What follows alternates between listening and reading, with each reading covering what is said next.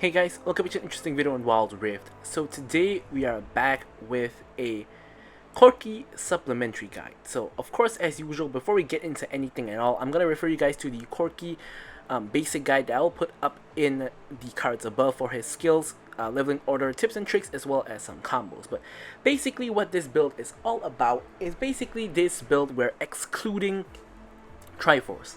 Now why are we excluding Triforce? Well, basically it's because Triforce is an extremely expensive item. Let's take a look at what other items we have. We have like Essence Reaver, which is like about 3k. We have Mana Mune, which is like below 3k, and then we have like Triforce, which is like 3.5k. It's really expensive. So it's not really that the price is bad, but it's just that this item takes very long to build, and of course this delays your spike. Of course you can get Sheen earlier on, but you know it's gonna delay your spike overall to get a full completed item. So what we're doing instead is we're just straight up skipping Triforce, and we're instead just going for the rest of our build components. So what are they? Well, first things first, we're of course going for Mana Mune for the mana itself, of course the ability haste, as well as a little bit of AD. But when you evolve it to Mirror Mana, of course you're going to convert your mana into damage. Of course this works very well with Corki because of his Q and because of course his 6 charges of the ultimate to blast enemies down with the Mana Mune, and of course works on auto attacks as well. So here's an interesting one, the boots. So last time I recommended you guys to go, of course, for the Boots of Mana.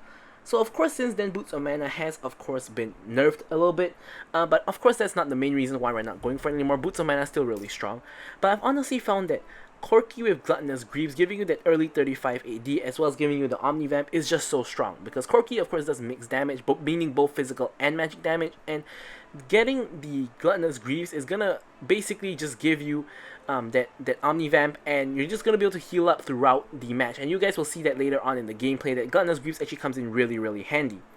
Then we go into Essence Reaver, of course, again, more AD, a little bit of ability haste, and of course Essence Flare passive is going to allow you to deal extra damage on your abilities, 22.5% at base, and also you got the missing mana restore, which can come in handy for Corki as well. And then we have Infinity Edge for a huge injection of AD, as well as of course giving you extra crit rate and increasing your crit damage. So this will give you a 50% crit rate with these two items in total, so about a coin flip as to whether you're crit or not. But of course IE also increases the increase in ability damage to 25% for the Essence Reaver. So overall all your abilities are going to do 25% extra damage, which is of course going to be very helpful. And then we move into the Rift Maker. Of course this one gives you health, AP, ability haste, and of course once again Omnivamp. As I mentioned just now, Omnivamp is a really useful stat for Corki, just to heal up in those longer kind of fights, because of course even though you do have a lot of poke, you also DPS a lot as Corki, so this is going to be very helpful.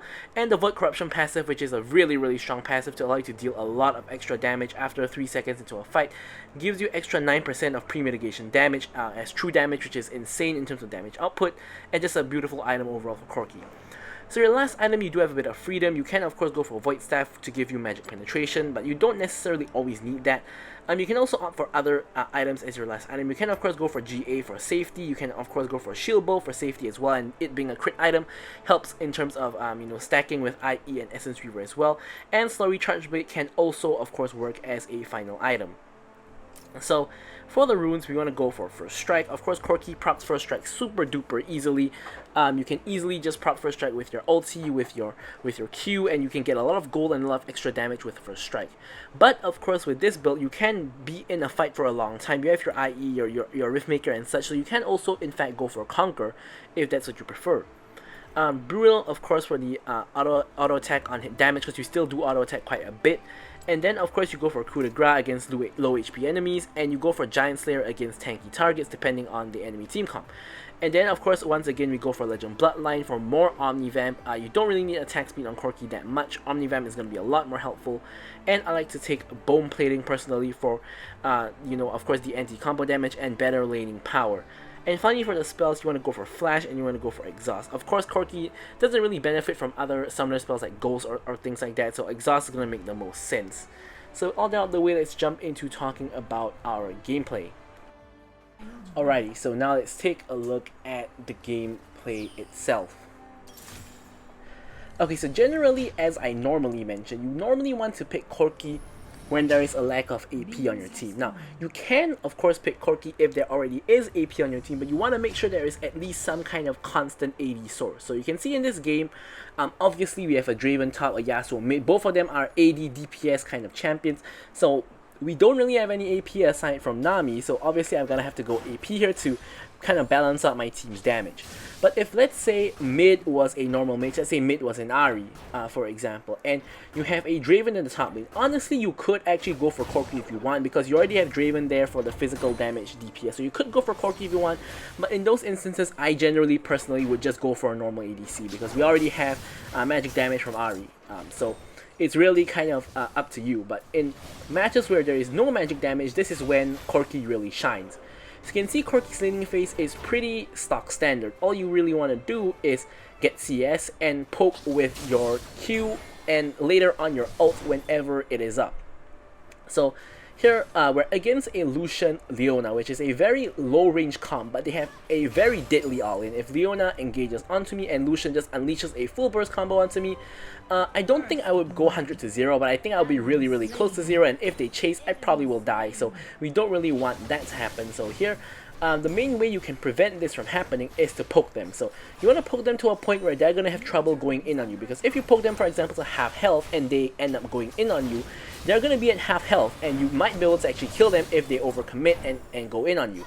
So this is basically the general game plan. You don't want to waste your spells on the minion wave unless you really need to push it out or something like that. Otherwise, you want to focus your spells onto the enemy champions. You can see here that here Lucian's really pretty low already. I'm dashing in on him to get down the damage, and Lucian is like about a quarter HP. And you know, he's in really no shape to fight at the moment. So you can see even if Leona goes in on us here, we're pretty much safe, because Lucian can't actually do anything to us because he's so low. If he tries to go in on us, he's gonna die. So here anyways, we get out the wave and we're going to recall to get a tier. Of course, you generally want to get a tier as early as you can to of course start stacking it up. And then of course off of there we're going to hit straight back into lane. Now the kind of sad thing about this is going to allow them to push out the wave themselves, and now they can actually recall to restore their health. So our poke is kind of, you know, going to be kind of not wasted, but it's kind of not going to be there anymore, because of course now we've both reset and we've both come back at full health.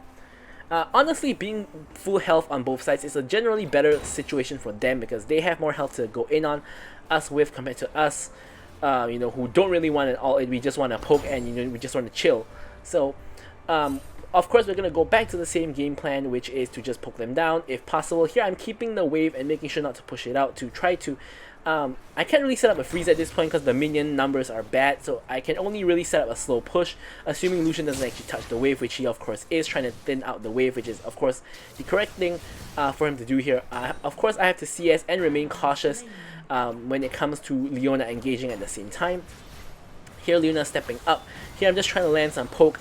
Nami actually lands the ulti onto both of them, and here we're actually getting into a full-on fight here. Leona finally manages to land the engage. I'm gonna hop away. Leona's really low, and here I was trying to commit onto the Leona because I thought that we had the damage to kill her. I exhaust Lucian. I'm trying my best to kill Leona. I realized that, oh no, it's not gonna work out. So here I'm going to run, and you can see that this is basically what happens when both sides are at full health and we end up in a fight. In the long extended fight, we still end up losing because we don't have enough damage. Lucian's rotations come back up, Lucian kills us, you know, Leona's rotations come back up, she CCs us again, and Leona is just too tanky for us to kill. Now honestly, it might have been better if I was focusing Lucian, but I thought the general idea here was I thought we could either just kill Leona and get away with it, or kill Leona first and then focus Lucian, but I severely underestimated how tanky Leona actually was. I thought she was a lot less tanky than she really was, and yeah, it turns out her W makes her really tanky compared to what I'm expecting. So ends up becoming a complete disaster, and you know, we both end up dying and giving each of them a kill. So this is of course a very unideal scenario, but hey, you know what can we really do about it? You know, we made a mistake, and we're gonna have to just live with it and continue playing on. So here Dragon and Herald are both about to come up, and this is the time where you want to be you know, grabbing your package if you can. Now, of course, we're kind of stuck in the lane here. Leona goes in on us again, tries to ult us, but we are able to actually escape here. Lucian ends up taking a lot of damage from us, and here Hecarim comes in with the gank and is able to land the ulti onto Leona for the fear and gives me a double kill. So kind of The gank from Hecarim kind of just undoes all the kind of mistakes we made earlier on, where we gave them 2 kills, now they gave us 2 kills.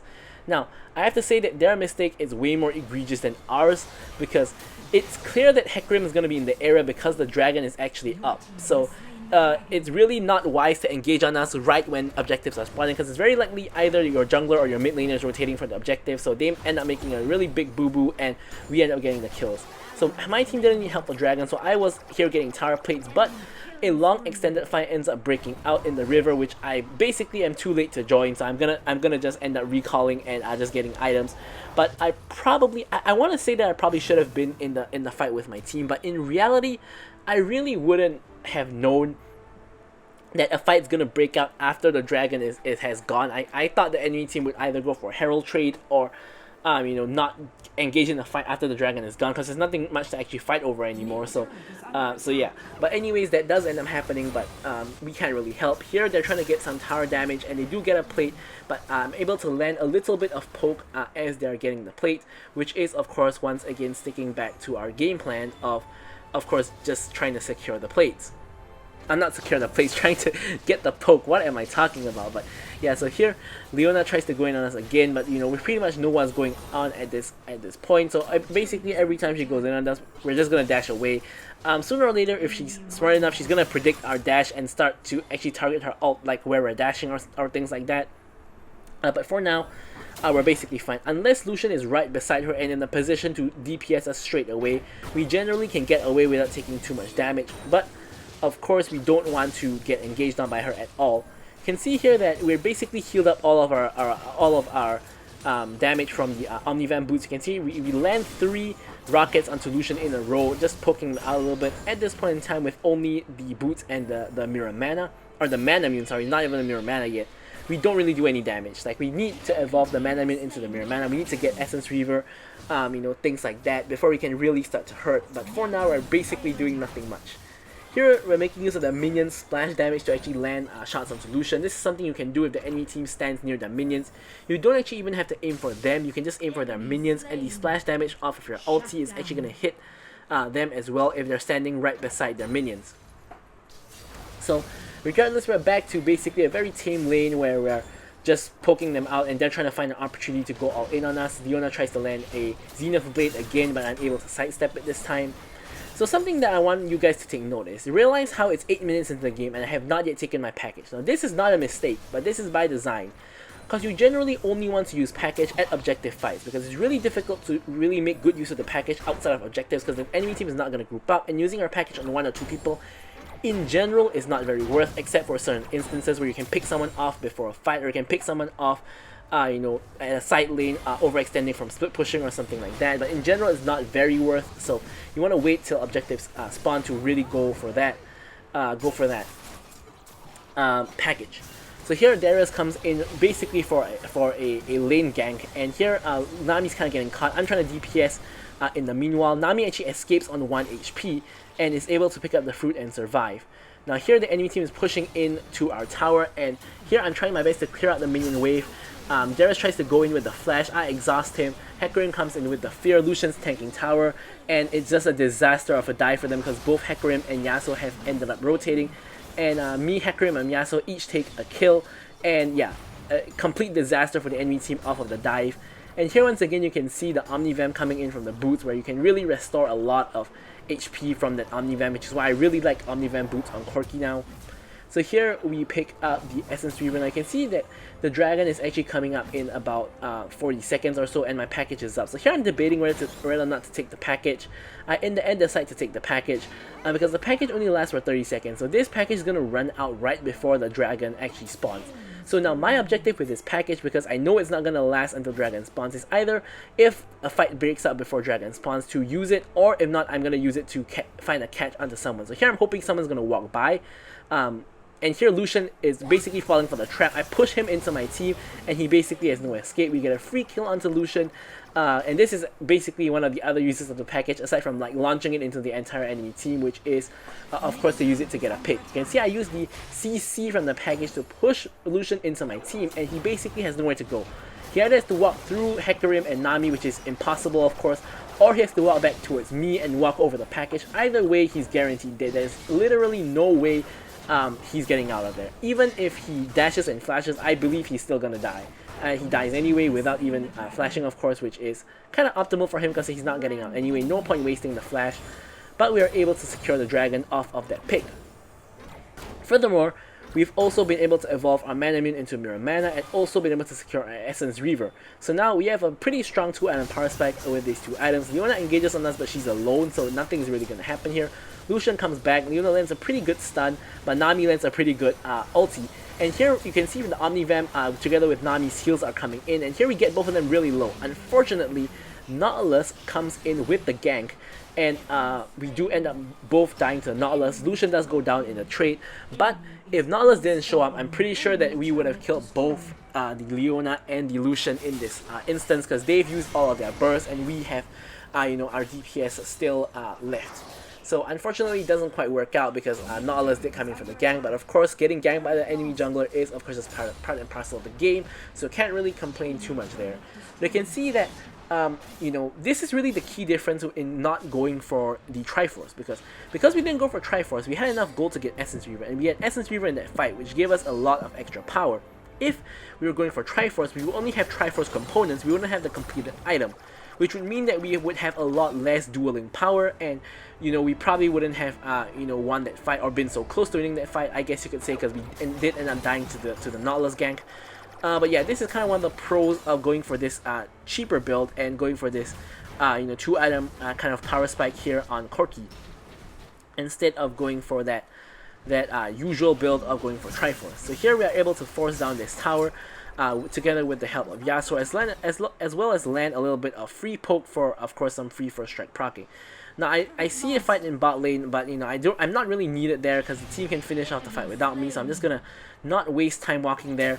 I'm just gonna go for the minions instead. Now, it's a very, very common mistake I see a lot of, not just ADCs, but any random, like any Wild Rift player in general, whether be it playing any role, is when a fight's already over, you end up walking to a fight, you basically end up walking there just to be a spectator of your team killing someone, and that's really a waste of time. Like, you know, that's not really gonna achieve anything. You know, if you're lucky, you can reach there and get an assist or even KS.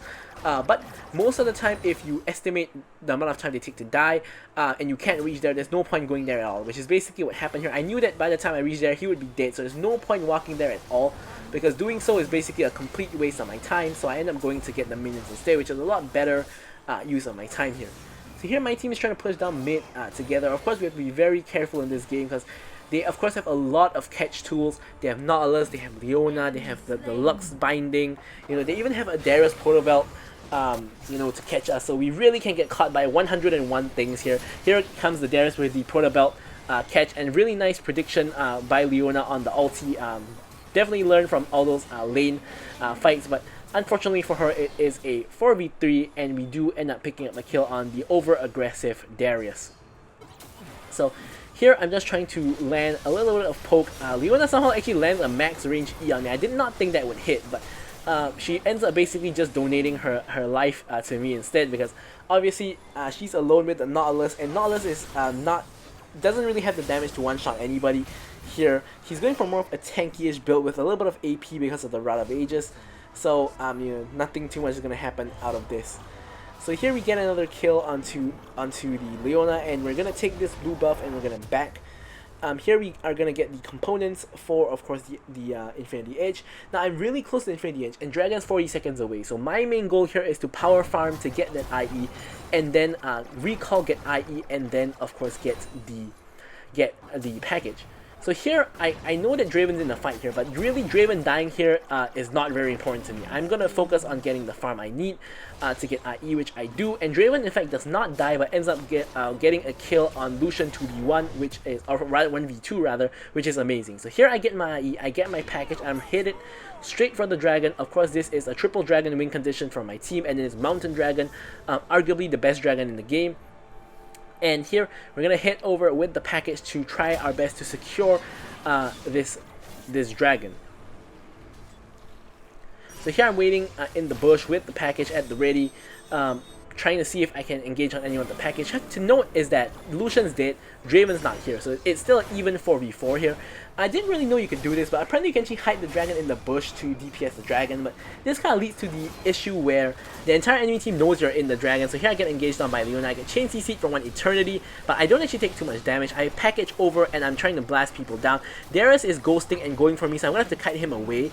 Now unfortunately here, for some reason Hecarim decides to just leave the pit, and basically Nautilus just walks in and just takes a free dragon, which is kind of stupid when you really think about it, because you know there's no reason to lose the triple dragon win condition here, but apparently Hecarim felt that kills are going to be more important, so he ends up just going for the kills instead, which is, as I said, really stupid and kind of just really bad. But anyways, enemy team does end up securing the dragon, so nothing much we can do here. We end up just backing and just, you know, restoring our health and mana basically and heading back out. So of course these kind of things do happen, but you know, it's out of our control, so can't really control what your teammates do.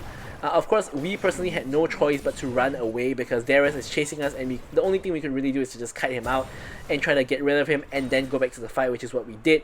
Obviously running at him or trying to run past him is basically just going to lead to death, so there is nothing else we could really do here. So you know, it is what it is. So now, without the dragon, only real objective up now is Baron, but of course we don't really want to just go there and straight up start the Baron. Really dangerous considering how much CC the enemy team has, because if we get chunked out by Baron, we waste spells on Baron, enemy team full on engages on us, could be disaster, could end up just getting aced, giving enemy team a Baron and throwing the whole game. So we don't really want that to happen, so instead we're just going to be conservative, just keep all the lanes, you know, just shoved in, maybe do some counter jungling, you know, etc. Things like that. Now apparently my team doesn't believe that, so my team is actually all just going for Baron here. So now instead of going to Baron and making it extremely obvious that my whole team is at Baron, I'm instead just going to stay mid and kind of pretend that nothing's going on. So if the whole team is missing, it's really obvious that we're at Baron, but here Draven has the damage to actually do the Baron, you know, with Hecarim and Yasuo. Of course they have double DPS and Hecarim to tank the Baron, so they don't actually need my damage. So instead I'm going to do the play of pretending the Baron's not happening, because enemy team is like, oh, you know, the enemy team ADC is in Vision, they can't be doing Baron, support's in Vision as well, they can't be doing Baron, but in reality, you know, the other members of my team are actually doing Baron. So we end up getting the Baron for free, and here we're going to use the Baron to try to push in. I can see some people actually headed up towards me from the Vision. Leona hits another really good ult, and I'm able to dash away before Nautilus can chain CC or Leona can chain CC. Now here, unfortunately I'm getting zoned away from the fight, so I'm going to have to walk the long way around back into the fight. Lux ulti does actually really little damage, and here I'm trying to walk back into the fight, helping out my Draven to kill the Leona, and Lux and Nautilus are going to run for the hills. No idea where Lucian went. At this point, during this whole time, Hecarim has just been split pushing, so he's going to get that tower. Me and Draven are going to work on this top tower. So we're getting the two side lane inhibs, which are the more important inhibs, because you know, side lane inhibs are always more important than mid lane ones, because it's gonna stack up a much larger wave, which is gonna give you a lot more freedom to do objectives, because enemy team have to deal with the side waves compared to the mid wave, which is not gonna stack as much because the lane is shorter. But since the enemy team has distracted themselves by carrying the wave, I'm actually just gonna go mid and take the triple inhib. So I should have no right to take that mid inhib, but because the enemy team did not respond to me, I'm just gonna take a free inhib. So at this point, Elder Dragon has already spawned for like 30 seconds, but of course, we have made full use of our Baron to push down triple inhib, and with triple inhib down, the enemy team should have to deal with all three waves, and shouldn't be able to really contest Elder Dragon because they should be busy dealing with all three waves. So here Hecarim is, you know, getting ready to do the dragon. He's in the area. I'm going ahead to focus the dragon as well, and I have my package at the ready in case the enemy team decides to come and actually try to contest. I have my package. But we can see Darius top, we can see 3 people mid, we saw Nautilus just back, so it's pretty obvious enemy team is not planning to contest this very much. So here I got Elder Dragon. I'm just going to go in on Leona because I know she's alone, and I'm going to just try to play for kills at this point. So here I'm going to get rid of the Leona. I see Lucian, I'm going to dash in on Lucian, flash in, going to try to get the Lucian, which we do, but unfortunately we get chain CC'd by Nautilus ulti into the Lux full combo, and I basically just end up getting one shot, which is really unideal. Honestly, in the game, I kind of expected that I might just die because I'm playing too aggressively, but I thought that my team, you know, had this in the bag. We have like a over 10k gold lead, and they should be able to just clean up and win the game. But unfortunately, after I died, basically Yasuo and Nami also died. So now only Draven and Hecarim are actually left alive. So only 2 Elder Dragons left alive on my team. So this is kind of not very ideal because we end up trading 3 for 2 with Elder Dragon, which is a complete disaster. But you know, it kind of is what it is. I kind of maybe made a game-losing throw there. Now, thankfully, we didn't actually end up losing the game, but this could have been a game-losing throw for me. I had a little bit too much fun and went a little bit too deep, and definitely not something that you should be doing. Definitely, you know, should err on the safe side, and definitely just play, you know, textbook. Don't play like a madman like me. But, you know, now we're back up and alive. Baron is up in 5 seconds, so basically, all we're going to do here is we're just going to run straight to the Baron pit, go for the Baron, and just use Baron to end the game. Now, enemy team once again has to deal with waves at the side. Draven is also on the opposite side of the map, and you know, if we do Baron and enemy response, he can actually just split push and just go for the end or something like that. You know, so this should be a relatively free Baron or even a free win if they don't respond to Draven. I don't know what Draven's doing. It looks like he's farming the Gromp for some reason. But the enemy team does end up contesting the Baron. It's too late, we do get the Baron, and at this point, we shouldn't really even need to fight the enemy team if we don't want to. We should be able to just walk down with the Baron, with all of our waves, of course, and end the game. Now, Hecarim, instead of farming the enemy red buff, should be pushing in the top wave so that all 3 waves crash together. We end up having a double wave crash, which is still not too bad. Hecarim finally pushing in the wave here. But here we're basically just waiting for our minions to go in, and the minions might be able to even end the game by themselves if we just, you know, buy enough time. Now here I once again get chain CC'd by literally every CC in the enemy team, but as I mentioned, the minions can end the game by themselves, so I don't even really need to hit the Nexus. Pretty sad that I died at the end for free there, but oh well, it is what it is. We are gonna take the dub, and yeah. So I'm gonna leave you guys with the stats as usual, and hopefully you guys enjoyed the video. Thank you guys for watching, and goodbye.